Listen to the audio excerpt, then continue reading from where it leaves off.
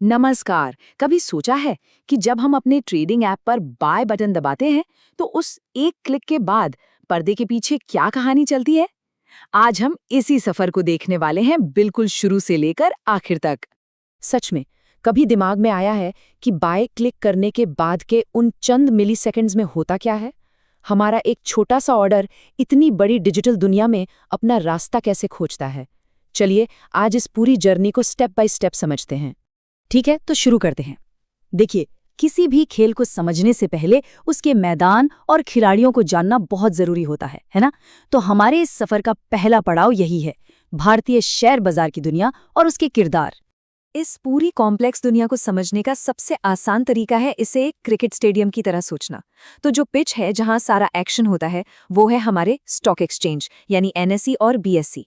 खिलाड़ी कौन है? अरे हम सब जो भी बाजार में हिस्सा ले रहे हैं। और हाँ, एक अंपायर भी तो चाहिए, वो है सेबी, जो ये पक्का करता है कि खेल के नियम सही से फॉलो हों। तो इस मैदान पर कौन कौन खेल रहा है? सबसे पहले तो रिटेल निवेशक यानी हम जैसे आम लोग। फिर आते हैं बड़े खिलाड़ी जैसे डोमेस्टिक इंस्टीट्यूशनल इन्वेस्टर्स या डीआईआईज। इनमें म्यूचुअल फंड्स और इंश्योरेंस कंपनियां आती हैं। फिर हैं फॉरेन इंस्टीट्यूशनल इन्वेस्टर्स यानी एफआईआईज, जो विदेशी पैसा लगाते हैं।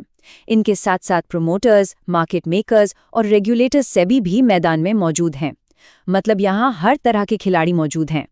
तो अब जब मैदान और खिलाड़ी दोनों तैयार हैं तो खेल शुरू किया जाए। और शेयर बाजार में खेल शुरू होता है एक ऑर्डर प्लेस करने से। चलिए देखते हैं कि ये कैसे होता है। मोटे तौर पर हमारे पास दो ऑप्शन होते हैं, मार्केट ऑर्डर और लिमिट ऑर्डर। मार्केट ऑर्डर का मतलब है स्पीड।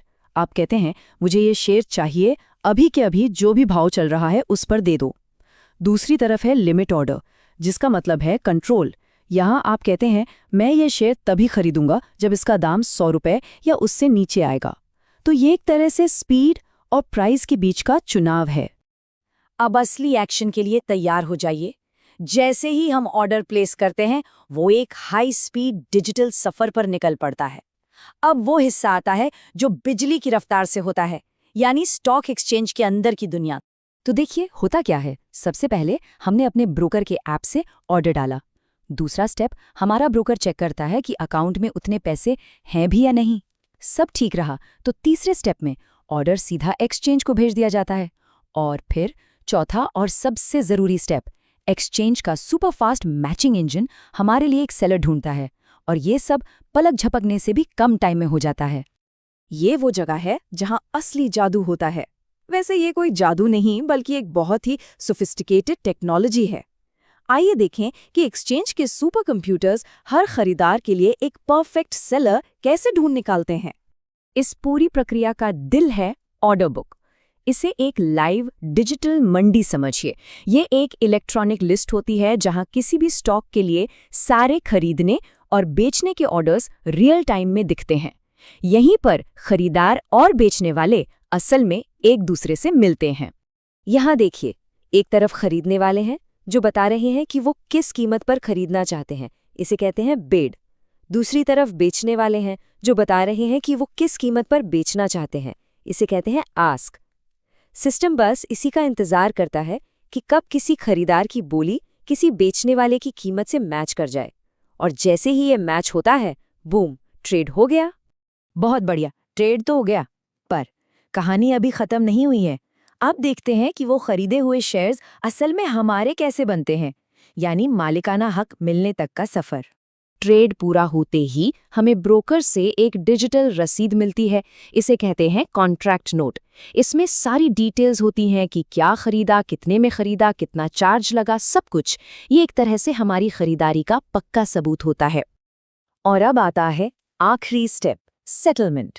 भारत में अब T+1 सेटलमेंट साइकिल चलता है। इसका मतलब है जिस दिन ट्रेड हुआ उसे कहते हैं टी डे। लेकिन शेयर हमारे डीमैट अकाउंट में तुरंत नहीं आते। इसके ठीक अगले वर्किंग डे यानी T+1 पर NSDL और CDSL जैसी संस्थाएं ये पक्का करती हैं कि बेचने वाले को पैसा मिल जाए और खरीदने वाले को शेयर्स। और T+1 दिन खत्म होते होते शेयर्स हमारे डीमैट अकाउंट में आ जाते हैं। तो ये थी कहानी एक अकेले ट्रेड की। आसान लग रहा है ना? लेकिन जरा सोचिए, स्टॉक एक्सचेंज पर हर सेकंड ऐसे लाखों करोड़ों ट्रेड हो रहे होते हैं। और ये जो खरीदने और बेचने वालों की लगातार खींचतान चलती है ना, डिमांड और सप्लाई का यही खेल मिलकर तय करता है कि किसी भी स्टॉक का दाम ऊपर जाएगा या नीचे। है ना सोचने वाली बात?